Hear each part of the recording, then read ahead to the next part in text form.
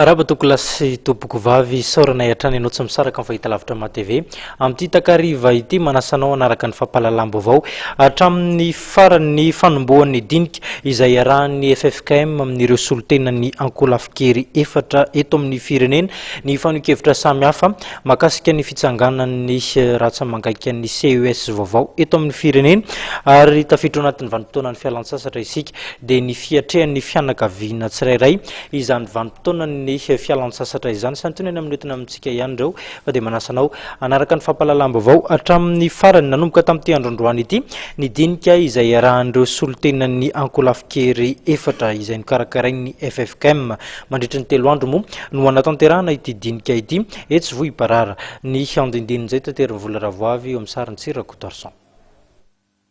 Dinika fanomanana ny fionana tampony eo amin'ny filoha efatra dia ny amiraly Didiera Tsiraka, profesora Ffkm, andriamatoa Marc Ravalomanana ary andriamatoa Andro Rajoelina ity fionan'ny solotenan'ny ankolafy efatra tanterahana nanomboka androany eto Vohipiraisana ity. Samy nahatonga ny solotenany avokoa ny ankolafy efatra tamin'ity dinika ity. Ny ankolafy teto dia samy nanana solotena 3 avy. Andriamatoa Manandafy Rakotonirina, ramatoa Naikeliana sy maître Andrianary Velo Désiré no ny solotenany ankolafy Ravalomanana. Jean de Dieu Nangitry, andriamatoa Montfort ary andriamatoa Simon Pierre ho an'ny ankolafy Ratsiraka. Augustin Andriamananoro, Lirlanto Andriamahazo ary Maranto Jeu de Dieu no avy amin'ny ankolafy Rajoelina.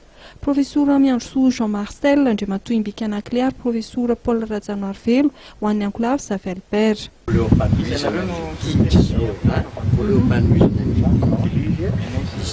zany dia fivoriana no maniny Ffkm mba hijirena zay mety maromaritra iraisana zany amin'ireo fomba rehetra entina manatanteraka ilay fanapahan-kevitra no raisin'ireo ilay mpivory na dérivaty tamin'ny 3, 4 sy 5 mai.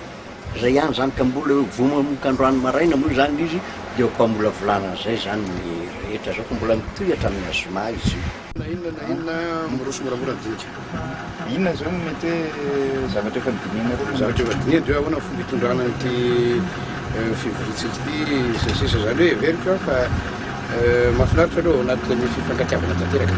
Itoy hatramin'ny zoma 12 aogositra ho avy izao ity fivorian'ny solotenan'ny ankolafy efatra izay notanterahana eto Vohipiraisana ity.